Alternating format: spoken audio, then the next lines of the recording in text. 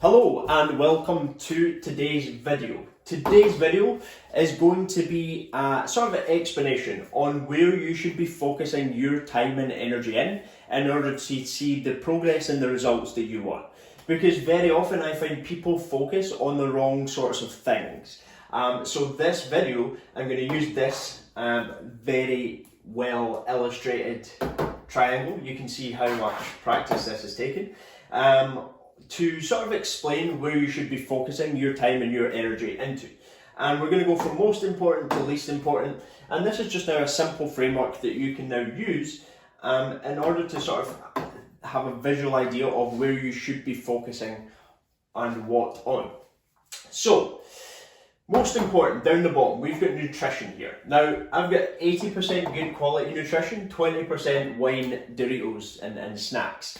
Now, before anyone goes off on one, that's just a joke pretty much, but what I want you to try and think about is trying not to be 100%, because if you're 100%, you're going to get to a point where you feel like you can't continue, and then you end up feeling that you're failing when you end up eating unhealthy foods, if you like, or having the wine, having the Doritos, the giant buttons, whatever it might be. Whereas when you focus on eating 80% good quality, highly nutritious foods, and then 20% of more unhealthy foods, that's much more balanced, and therefore you can include some foods that you enjoy into your diet without having to feel like if you eat one then you failed and I might as well eat it all, or drink it all, if that might be the case. But I would much rather you follow that sort of 80-20 rule, or 85-15, or 90%-10. Obviously, the closer you are to 100%, the better the progress you'll see. But I would much rather you followed 80-20 and got really good results compared to following at 100% of the time and seeing amazing results, but then 4 weeks, 8 weeks, whatever it might be later, falling off the wagon, quote unquote, and then feeling like you can't continue and feeling like you failed and then you just give up. So 80% good quality foods, 20% foods you enjoy, and eating well most of the time, as you can see. Obviously, coming under that is going to be the calories that you're consuming, so obviously that's going to be a major factor, as well as trying to consume enough protein. So, as we know, sort of 1 gram for every pound of body weight, or a pound for your goal body weight, a gram for every pound of weight of your goal body weight. So if you want it to be 150 pounds, then 150 grams of protein would probably be a good place to aim for. And then water, obviously, just ensuring we've got a good water intake, 2 litres plus probably for most people. Then moving up, we've got steps. Now, probably for the average person, 10 to 15 steps a day is a good sort of aim. Some people with office jobs, that might be a little bit harder, but whatever you're doing, just try and increase on what you're doing right now. If you're doing 4,000, try and go to 6,000. If you're doing 10,000, try and go to 12. And gradually we just want to increase it till we're trying to hit probably between 10 and 15 K steps a day. Again, if that's spread over the week, you could do that. So that would be 70,000 steps to whatever 15 times 7 is. That gives you then a range of what you're trying to aim for in a week or steps, and that means that if you have a bad day, steps wise, you know, I've not failed, I just need to get more over the rest of the week. Then moving on, resistance training, and the focus here is very much on getting as strong as you can, because if you take 2 people at the same weight, and let's use the 150 pound female, if we've got 2 people 150 pounds, one of these females has got a higher percentage of fat, the other one's got much higher percentage muscle. So the person with obviously higher fat has got less muscle, the person with higher muscle has got less fat.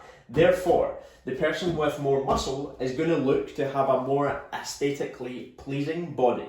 Like, they're going to look better, generally in better shape, because they're going to have more muscle and therefore a lower percentage body fat. And the higher percentage of muscle you have in your body and the lower percentage of fat, then the better your body is going to look. So being able to focus on getting strong and just increasing the amount of muscle you have is a really good place to focus on. And doing so sort of 3 to 5 times a week. This could be 6 times a week, But for the average person, probably aiming 3 to 5 sessions, gym sessions, weight training sessions a week will be a good place to aim for.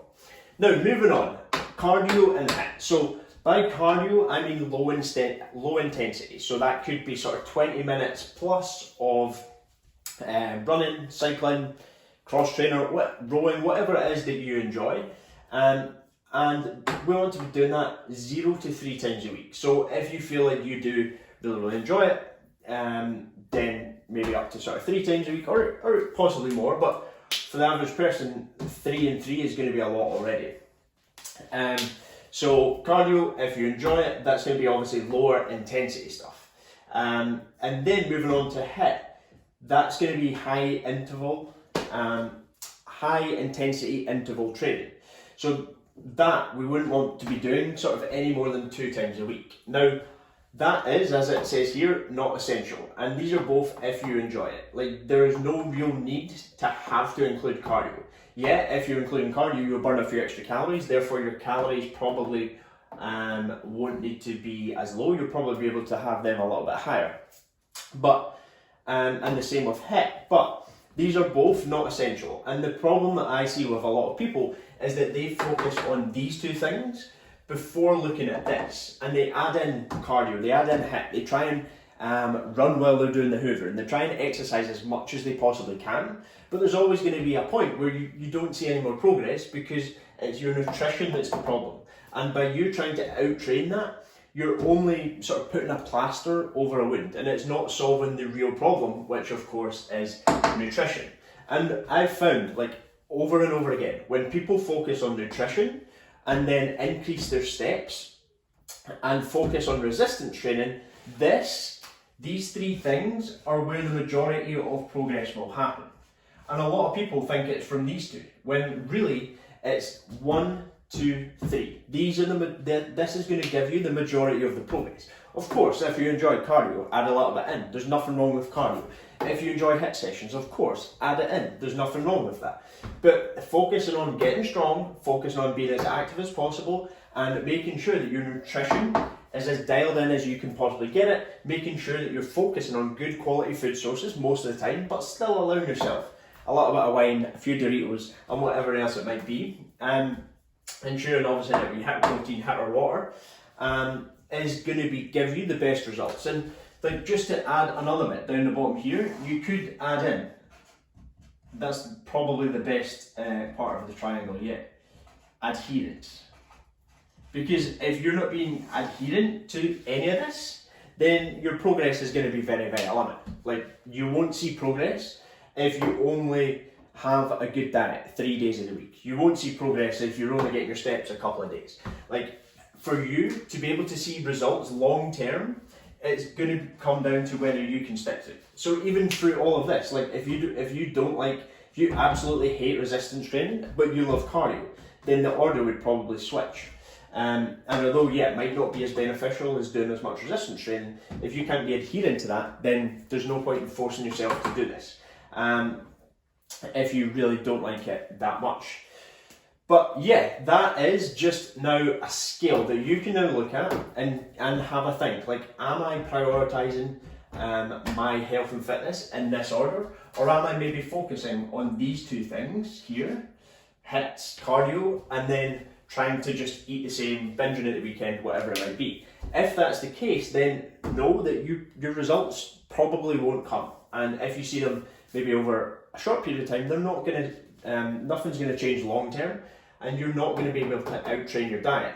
So focus on dialing in your nutrition, making sure you're tracking your calories, making sure you're eating good quality sources, getting more steps, doing some resistance training, getting stronger, focusing on progressive overload, so making sure you're lifting more weight over time, doing more reps, whatever it might be. And then obviously cardio, if you enjoy it, sort of up to 3 times a week maybe, possibly a bit more if you're more advanced, and then HIIT workouts a couple, 2 to 3 times possibly. But if you're already doing like 5 times a week resistance training, then you're probably going to only need a couple of cardio sessions. So that is now a framework and a a pyramid of importance that you can now look at and use in your own life, health and fitness journey. So hope that's useful, hope that gives you a good solid framework and a solid sort of base to follow. Please leave a comment on what it is that you think you need to do better or where you need to improve. But yeah, I hope that helps, and give me a message if you've got any questions.